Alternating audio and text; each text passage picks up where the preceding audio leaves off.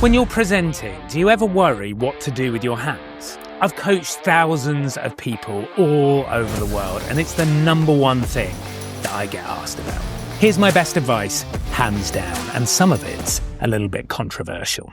Let's get started. The number one thing to think about when it comes to hand gestures is that they should be relaxed. We don't want any tension. Anything that's ringing or held, anything that's tight, tells your audience that you're not very comfortable. And that goes for arm holding too. Quite often people get stuck in this sort of position, just giving themselves a little bit of a hug, making themselves feel comfortable, and face touching. Anything up here is going to say to your audience, I don't really want to be here. So we've got to get used to allowing the hands and the arms to relax. Can you get comfortable standing in front of your audience without doing anything before you start to add some of the tools and techniques I'm going to share next? The second thing to think about is working in width. Now, if you look at me here, there is an imaginary gesture plane that goes between the eye level and the navel. Anything below that level starts to look a little bit weird. What's he doing down there? And anything above that level starts to look a little bit crazy and over the top. So we want wide, calm gestures using this width plane. Try not to get everything kind of too contained in front of you because it looks like you're doing a 1990s disco dance.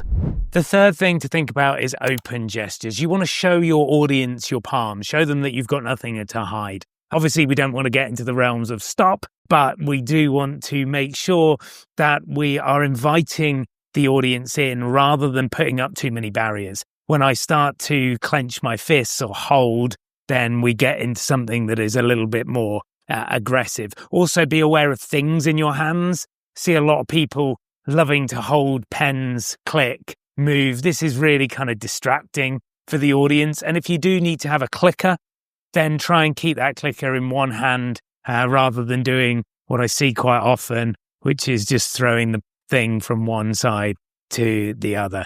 Again, open, relaxed, inviting your audience in. This is a great way to connect.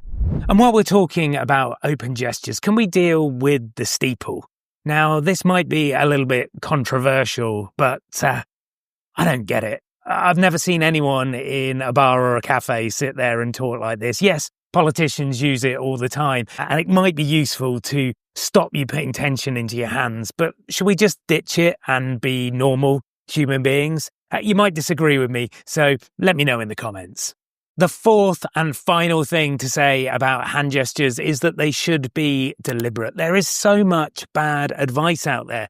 I work with clients all the time that have been told that they have gesticulated too much, and what that causes them to do is just to close everything down and become really dull and unexpressive. So be deliberate in your hand gestures. Use them to illustrate. Is it 1, 2, 3? Was it this big? Really think about connecting. Just don't get stuck in repetitive gesture. Tony Blair, the politician, used to do this all the time, and we just knew that it was coming. Don't get stuck holding. Don't get stuck doing anything particularly weird. There is one more controversial thing that I want to say, and that is hands in your pockets. Do you know what? It's fine as long as you've connected with your audience first. If the whole presentation took place and, you were just far too relaxed and hardly moved, and you're using that as a way of disconnecting, then bad. But actually, if for a moment of rest, the hands go into your pockets, I'm sure you'll live to fight another day. At the start of this video, I said that hand gestures were the number one thing that people ask me about. What do you think the number 2 thing was? Have a guess in the comments, and if enough people get it right, I'll make a video about that one too.